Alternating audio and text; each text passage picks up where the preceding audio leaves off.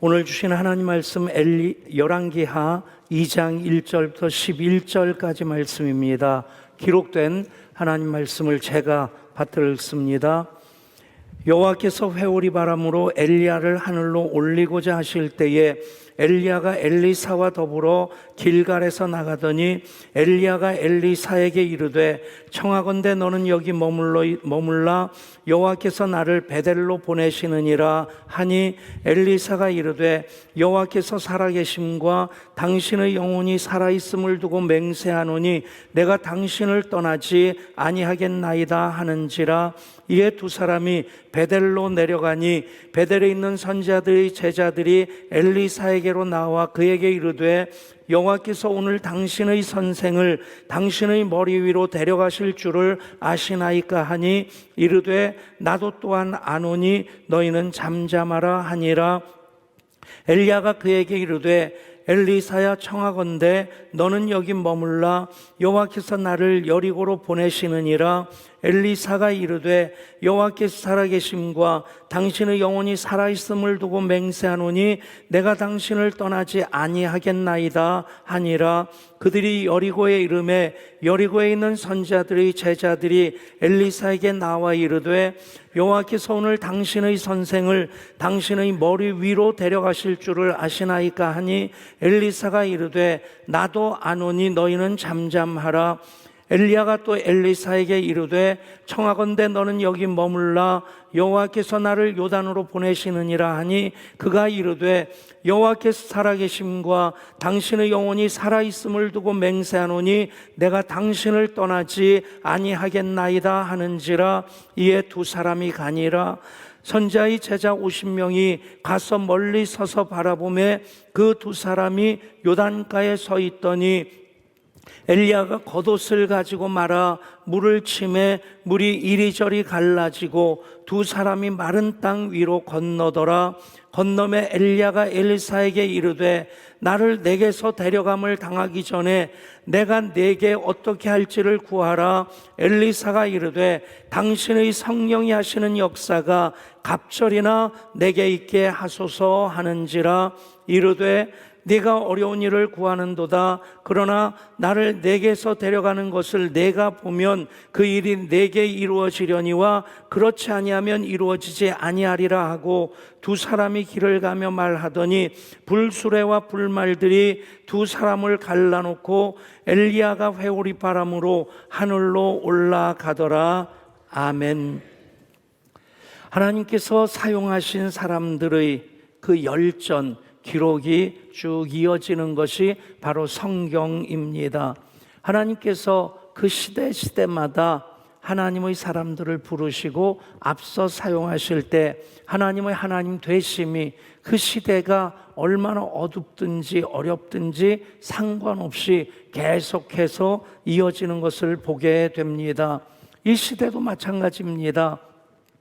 지금 이 시대 우리가 눈을 들어 보게 되면 정말 하나님이 계시지 않는 것처럼 하나님이 외면하신 것처럼 보여지는 그런 모습들 많이 있습니다. 그럼에도 불구하고 여전히 하나님께서는 이 시대 속에서도 하나님의 사람들을 부르셔서 하나님의 하나님 되심을 계속해서 이루어가고 계십니다. 그 부르심 앞에 서서 순종함으로 하나님의 일을 이루어가는 그 사람을 바로 그 한 사람이라고 얘기할 수 있을 것입니다. 한 사람, 어떻게 보면 지금 지구상에 땅에 발 딛고 사는 사람들 80억이 넘습니다. 80억 중에 한 사람이다. 굉장히 존재가 자체가 미미한 것처럼 보여집니다. 그런데 성경은 하나님께서 그 한 사람 한 사람을 정관사의 사랑으로 사랑하신다. 아멘. 정관사의 사랑이라고 하는 것은 이 세상에 사랑할 리가 나 하나밖에 없는 것처럼 사랑하신다는 것입니다. 그렇게 나 하나 위해서 이 땅을 창조하셨고 또 섭리하고 계시고 나 한 사람 구원하시기 위해서 하나님 이 땅에 그 독생자를 보내주셨고 우리 주님 순종하심으로 시간을 만드신 분이 시간 속으로 가장 강한 분이 가장 약한 그 갓난아기의 모습으로 이 땅에 오셨습니다. 우리가 그것을 깨닫고 그 부르심 앞에 설 때에 우리 한 사람 한 사람이 바로 그 한 사람으로 하나님 역사의 한가운데에서 하나님 뜻을 이루어가고 있음에 우리가 그것을 더 감사하게 되고 그것으로 하나님께 더 큰 영광 올려드리게 될 줄 믿습니다. 이미 우리가 바로 그 한 사람의 삶을 살고 있습니다. 생각해 보십시오. 여러분, 가정의 구성원으로서 나 한 사람이 없다고 생각해 보십시오. 그러면 우리 가정이 가정으로서 또 가족 공동체로서 그것을 지속함에 그냥 허전한 정도가 아니라 가정이 존재하는 것조차도 불가능했을 테고, 한 사람이 남편으로 아내로서 그 역할을 감당하게 될 때 이제 부모가 되고 자녀가 태어나고 자녀에게 부모가, 부모에게 자녀가 보면 바로 그 한 사람의 역할을 감당하고 있습니다. 우리 교회도 마찬가지입니다. 예배드리는 한 분 한 분이 바로 그 한 사람으로 그렇게 예배할 때 주님이 세우신 주님의 몸인 교회 되게 하시는 그 일을 그 한 사람 한 사람을 통해 이루어 가십니다. 역사 속에서도 한 사람의 역할이 참 중요하다 하는 것을 알 수 있는 기록들이 많이 있습니다. 몇 가지 예를 들어 본다면 1645년 단 한 사람의 투표로 인해서 대영 제국이 올리버 크로번에게 전권을 위임하게 됩니다. 또 1649년 영국 왕 찰스 1세는 단 한 사람의 표 차이로 인해서 처형당하게 됩니다. 거꾸로 1801년에 토마스 제퍼슨이 미국 대통령이 되는 것, 대통령 선거가 이제 확정이 되지 않은 상태에서 하원에서 한 표 차이로 대통령에 대한 그것을 신임을 얻게 되고 대통령에 취임하게 됩니다.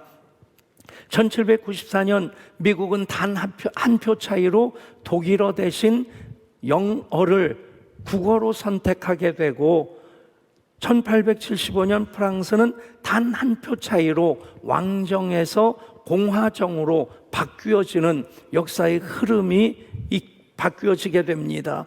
1924년 3년에 아돌프 히틀러가 단 한 표 차이로 나치당의 당수가 되어졌을 때, 그로 인해서 2차 세계대전의 비극의 서막이 시작되어집니다. 역사 속에서도 단 한 사람으로 인해서 역사의 흐름이 바뀌는 분기점이 되었다. 하물며 하나님께서 사랑의 역사를 이루어 가심에 하나님의 사람들, 그 한 사람을 통해서 일하시는 것 성경이 증거하고 있고, 오늘날까지 기독교 역사가 그것을 증거하고 있고, 예양교회 25년 역사도 또 엊그제 1박 2일로 41기 인카운터를 하면서도 그 한 사람, 세례받은 7분이 그 한 사람 한 사람이었기에 세례받으면서 얼마나 감격스러워하는지 7분 중에 4분이 눈물을 줄줄 흘리면서 감격스러워하고, 또 은혜를 사모함으로 참여하신 64분의 게스트들이 다 바로 그 한 사람 한 사람이고, 또 사역하는 분들, 리더그룹도 그렇고 모든 사역팀 한 분 한 분 그 결코 힘겹지 아니한, 쉽게 할 수 없는 사역인데 보면 다 행복해서 감사해서 그 일을 하시는 것을 보면 그분 한 분 한 분이 바로 그 한 사람이다. 오늘 설교 제목이 바로 그 한 사람 엘리야와 엘리사입니다. 물론 우리가 엘리야급은 아닙니다. 엘리사급도 아닙니다. 그런데 우리가 말씀을 읽고 묵상할 때 또 선포되는 설교 말씀을 레마의 말씀으로, 나에게 주시는 말씀으로 아멘으로 받게 된다면 우리는 비교를 포기하는 것이 아니라 도전을 받게 됩니다. 그래서 엘리야서처럼 그렇게 하나님을 갈망함으로 기도의 응답을 받을 때에 그 악한 시대, 어둠이 관영했던, 도덕성이 땅까지 떨어졌던 그 시대에 엘리야 한 사람으로 인해서 여호와가 참 하나님이시다, 그 고백이 이스라엘 백성을 통해 나오게 되는 것입니다. 그런 어두운 시대, 우리 한 사람 한 사람이 바로 그 한 사람으로서 하나님을 만나고 그 하나님의 일을 하고 그 하나님을 선포하게 될 때 작은 촛불 하나 밝힘으로 큰 일은 일어나지 않는 것 같은데 어둠은 물러가기 시작합니다. 그런 역사가 여러분 바로 한 사람으로 도전을 받고 그 한 사람의 삶을 살아갈 때 여러분 한 분 한 분을 통해 가정에서도 일터에서도 교회 사역과 비전을 통해서도 이루어질 수 있기를 축복합니다. 먼저 엘리야 이야기를 한다면 엘리야에 대해서 가장 적확한 표현이 무엇일까? 저는 선지자 중에 선지자라는 표현이라 생각합니다. 성경의 선지자가 몇 명이나 나올까? 제가 성경에 등장하는 선지자 이름이 기록되어 있는 사람들 다 숫자는 헤어보지 않았는데 굉장히 많습니다. 더더군다나 오늘도 베델에도 여리고에도 선지 학교가 있었습니다. 요즘으로 얘기하면 신학교란 얘기입니다. 몇 명인지 숫자는 나오지 않는 선지자의 생도들이 나옵니다. 그러니까 숫자를 다 헤아린다는 것 불가능할 텐데 그 많은 선지자 중에 선지자가 그 모든 선지자를 대표하는 선지자가 바로 엘리야라고 하는 것입니다. 그럴 수밖에 없는 것이 구약의 흐름 속에서도 그렇거니와 예수님이 변화산 위에서 변모되셨을 때 그 영광 중에 제자들이 보게 된 장면이 어떤 것입니까? 예수님께서 모세와 엘리야로 더불어 말씀하시죠. 그러니까 모세는 하나님께서 율법을 선포하실 때 모세를 통해서 십계명도 주셨고 그리고 많은 법들을 제정하게 하셨습니다. 모세는 율법을 대표하는 사람이라고 한다면 엘리야는 선지자를 대표하는 사람이기에 그곳에 예수님이 영광 중에 변모되셨을 때 모세와 엘리야로 더불어 말씀하십니다. 그래서 당연히 모세는 율법의 대표자가 된다고 한다면 엘리야는 선지자 중에 선지자가 됩니다. 엘리야가 활동하던 그 시대 아합이 이스라엘의 왕이었을 때였습니다. 남왕국 북왕국이 남왕국 유다와 북왕국 이스라엘로 나뉘어지게 된 이유는 솔로몬의 죄악 때문이었죠. 그 이후에 남왕국 왕들을 보면 조금 버벅대기는 해도 여호와 신앙을 예루살렘 성전 중심으로 쭉 이어갔습니다. 나중에는 그 죄가 관영해서 그 예루살렘도 멸망하게 되지만 그래도 버벅되면서라일지라도 그 신앙을 여호와 신앙을 이어갔습니다. 반면에 북왕국 이스라엘은 나라가 갈려지면서 이제 하나님과의 거리가 멀어지다가 끝내는 아합이 왕일 때에 부인을 이세벨로 맞이하게 되는데 이세벨은 성경에 보면 단지 그냥 아합의 부인 정도가 아닙니다. 바알 신앙의 제사장의 역할을 합니다. 그리고 아합보다 더 막강한 권세를 휘두르는 걸 볼 수 있는데 그래서 결국에 아합 시대에 여호와의 신앙은 완전히 무너졌고요. 도덕성도 땅에 떨어졌습니다. 바알과 아세라라고 하는 그 신앙 제의는 바알은 남자신이고 아세라 신은 여자신입니다. 그 둘이 성적인 관계를 맺는 것이 바알 신앙의 핵심적인 제의입니다. 그러니까 성전 창녀들이 있어서 그런 일들을 공공연하게 자행하는 그 종교가 바알 신앙이니까 그것이 북왕국 이스라엘에 꽉 차 있을 때 여러분 도덕성, 약에 쓰려고 찾아도 없는 상태가 되는 겁니다. 도덕성이 땅까지 무너지는 그런 상태. 그때 하나님께서 엘리야를 부르시고 엘리야를 앞세우셔서 하나님의 일을 하십니다. 엘리야가 등장하는 장면이 열왕기상 17장부터 시작해서 사역이 쭉 이어지다가 오늘 읽은 말씀 열왕기하 2장에서 엘리야가 승천하는 것으로 엘리야에 대한 기록이 쭉 이어지게 됩니다. 처음 17장에 보면 이렇게 시작이 됩니다.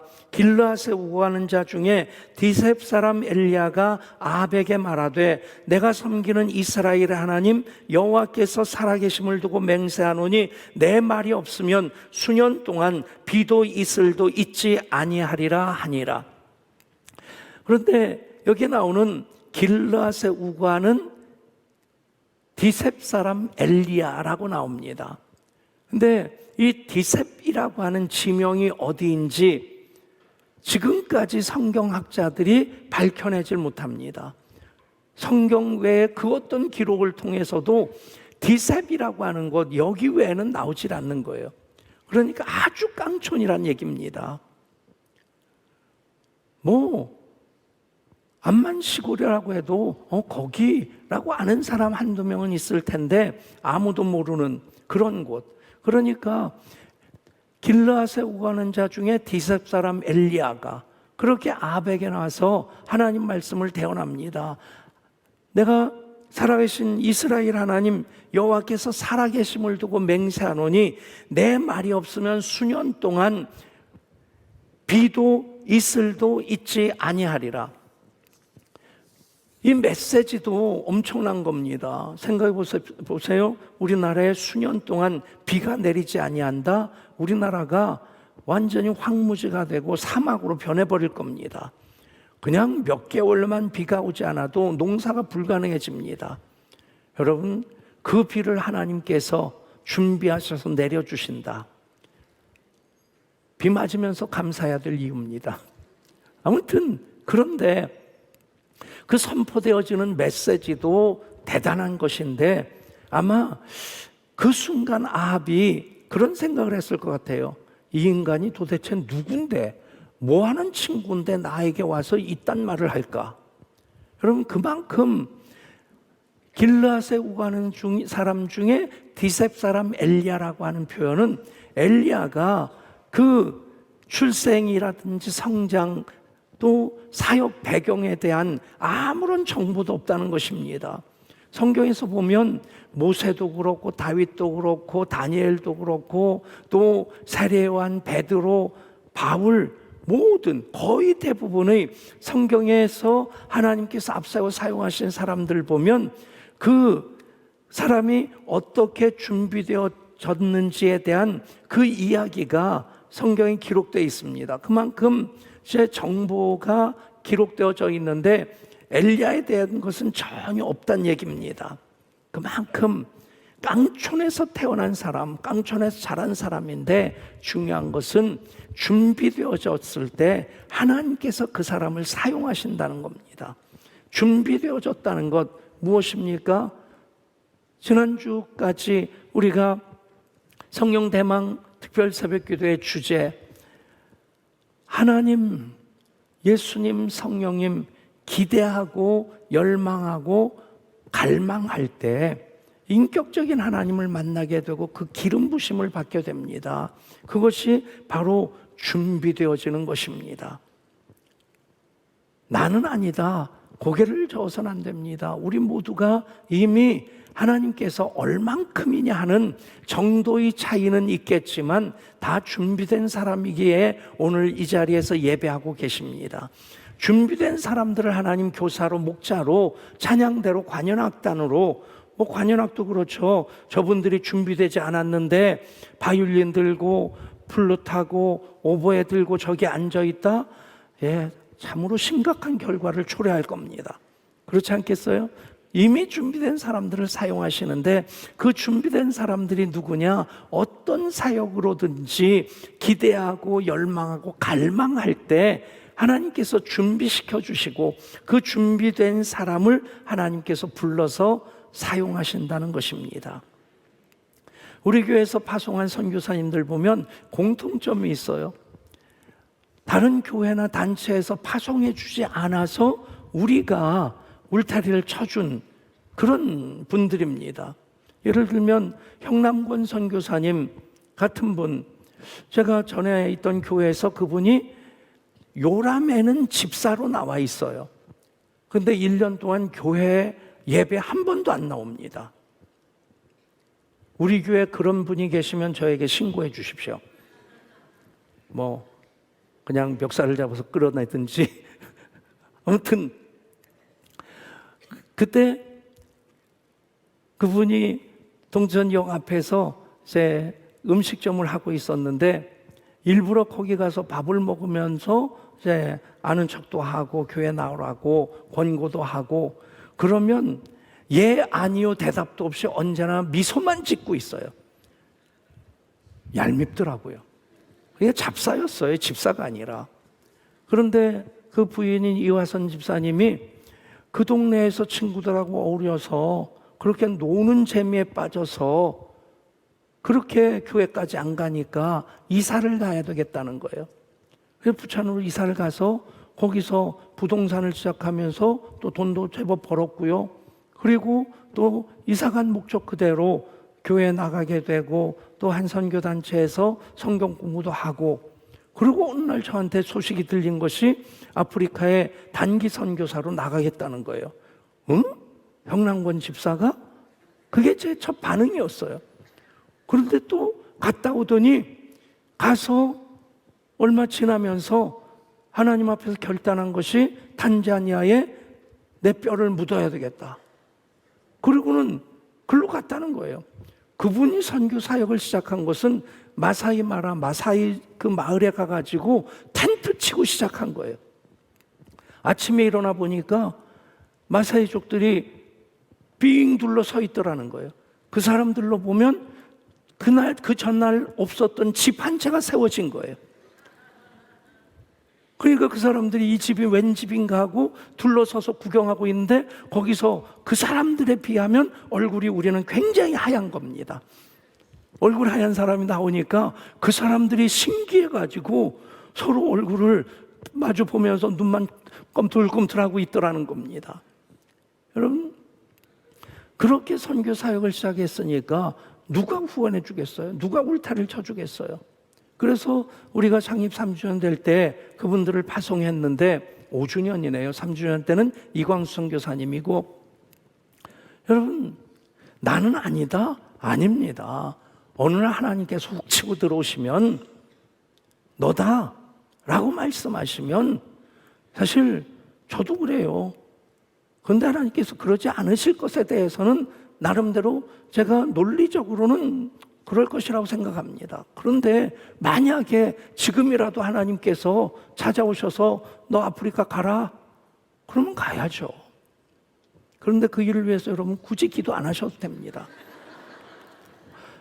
여러분, 나는 아니다, 손살에 칠 이유가 없다는 얘기예요. 이미 여러분들이 바로 그 한 사람으로 지금 이 자리에서 예배하고 계시고, 이미 그 한 사람으로 관현악팀으로 또 찬양대로 교사로 목자로 각각 사역들 다 감당하고 계십니다.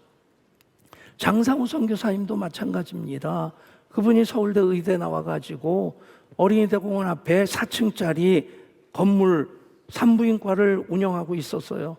제가 부목사로 있던 교회 집사님이셨는데 여름하고 겨울에는 그래도 예배 잘 나와요. 봄, 가을에는 푸른 풀밭으로 쉴만한 물가로 찾아다니면서 골프를 칩니다. 그러니까 가끔 교회에서 만나면 제 인사가 뭐냐면, 집사님 오늘 비 와요? 그러던 분이 제가 그 교회 떠나고 또 그분도 다른 곳으로 이사 가서 그 교회 의료 선교팀 사역 합류해 가지고 몇 번 의료 선교를 하면서 너무 은혜를 받은 거예요. 그냥 병원 다 정리해 놓고 간 거예요.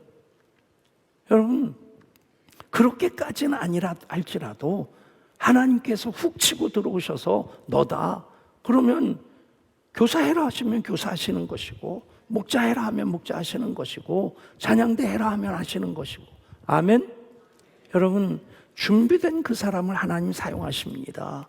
그래서 그 어둠의 시대, 그 악한 시대, 도덕성이 무너진 그 시대, 엘리야가 불로 응답하소서 갈멜산 위에서 부르짖어 기도했을 때 850대 1, 단기 필마입니다. 그런데 그 하나님께서 살아계시기에, 그 하나님께서 불로 응답하실 때 눈치 보면서 하나님 앞에 나와 예배하지도 못하던 그 사람들이 여호와가 하나님이시다, 여호와가 하나님이시다. 여러분, 우리가 그 하나님을 만나게 되면, 그 한 사람으로 예배하고 사역하면 우리로 인해서 하나님 살아계심이 증거되게 되고 많은 사람들이 여호와가 하나님이시다 고백하게 될 줄 믿습니다. 그리고 엘리야의 제자로서 엘리사가 바톤 터치를 받습니다. 그 스승의 그 제자라고 할 수 있을 만큼 엘리야 못지않게 엘리사도 하나님의 역사를 정말 크게 이루어 갑니다. 엘리야가 선지자 중에 선지자라고 한다면 엘리사에 대해서 적합한 표현은 무엇일까? 제가 생각할 때 청출어람이란 말입니다. 쪽에서 뽑아낸 푸른 물감이 쪽보다 더 푸르다 해서 청출어람이란 말이 나왔는데, 제자가 스승보다 더 뛰어나다 할 때 청출어람이란 말을 씁니다. 물론 그 스승이 있었기에 그 제자가 있을 수 있는 것입니다. 그 아버지 어머니가 있기에 그 자녀들이 있을 수 있는 겁니다. 그런데 여러분, 모든 부모들이 동일하게 가지고 있는 소망이 무엇입니까? 자녀들이 나보다 더 잘 되길 바라는 겁니다. 우리 예수님도 우리들에게 똑같은 마음으로 내가 한 일을 너희도 할 것이요 이보다 더 큰 일도 하리라. 아멘. 여러분, 엘리야의 마음도 똑같았을 것입니다.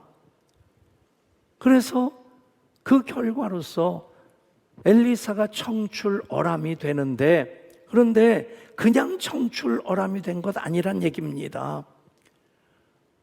보면 베델에도 선지자의 생도들이 있었습니다.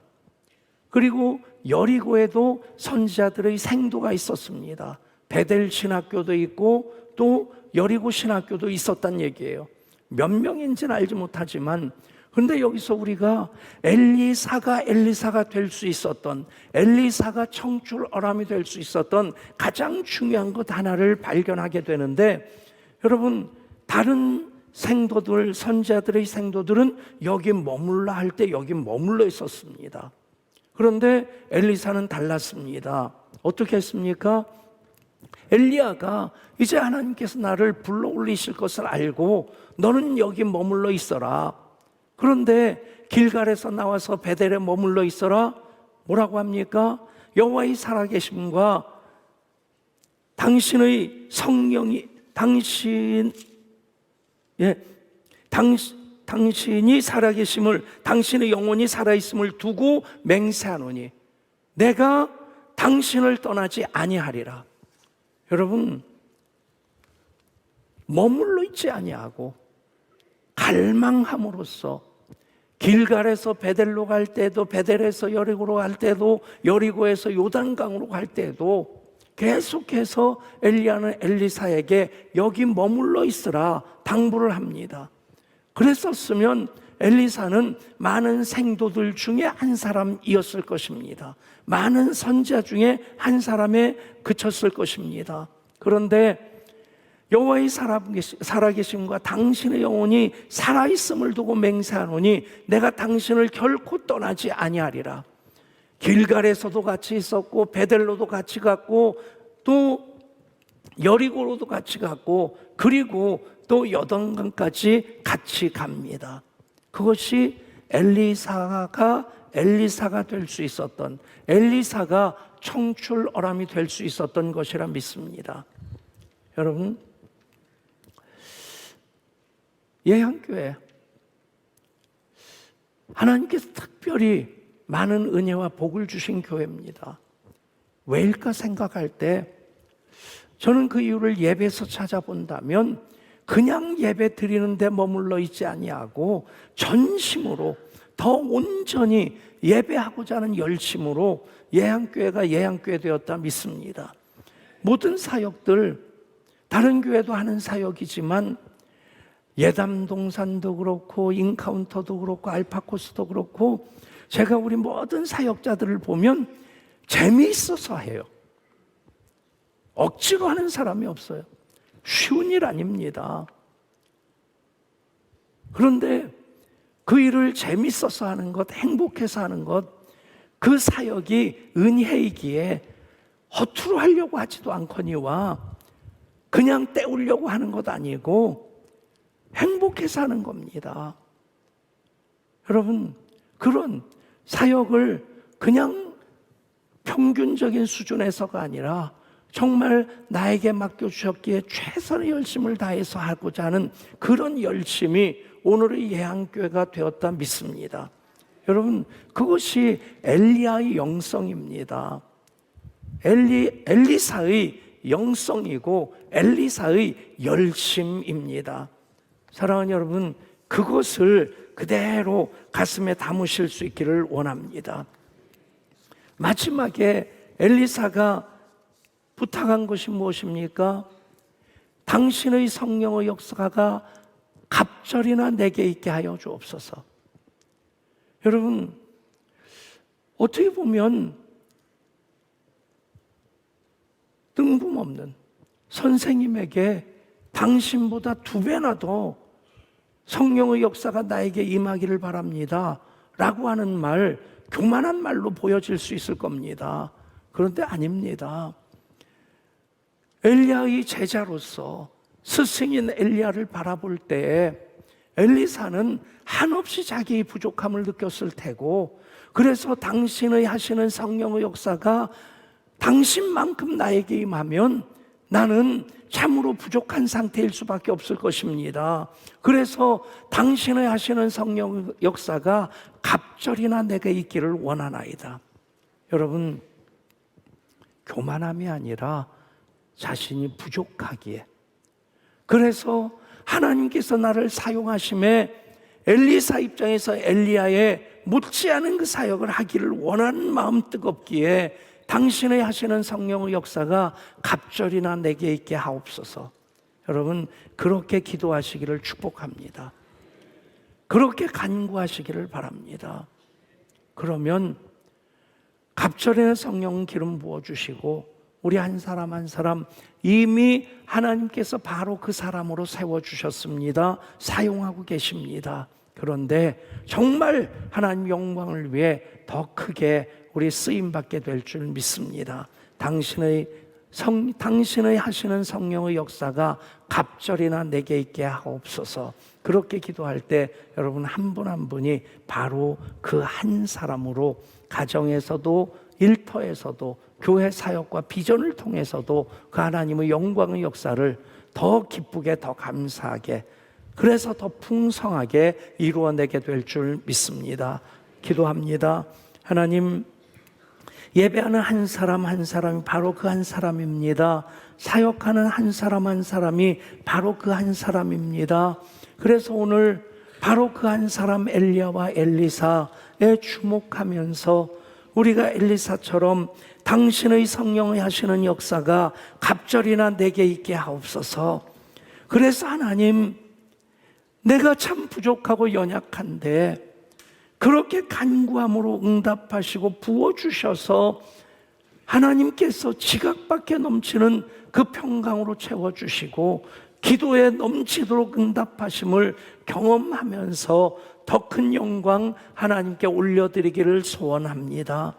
그런 갈망이 우리 가운데 있게 하여 주시고 그렇게 하나님의 바로 그 한 사람 되는 우리 모두가 되게 하여 주옵소서. 우리 주 예수 그리스도 이름으로 간절히 기도드리옵나이다. 아멘.